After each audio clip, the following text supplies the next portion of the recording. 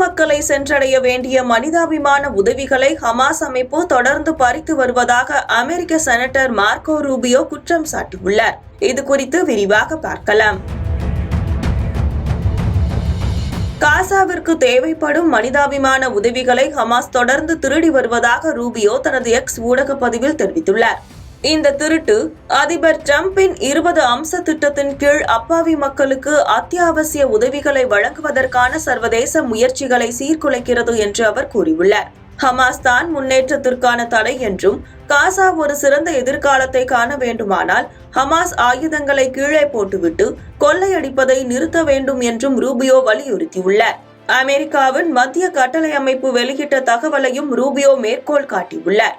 அதில் அக்டோபர் 31 அன்று காசாவில் ஹமாஸால் உதவிகளை ஏற்றிச் சென்ற ட்ரக் கொள்ளையடிக்கப்பட்டதை அமெரிக்க ட்ரோன் மூலம் கண்காணித்ததாக தெரிவிக்கப்பட்டுள்ளது.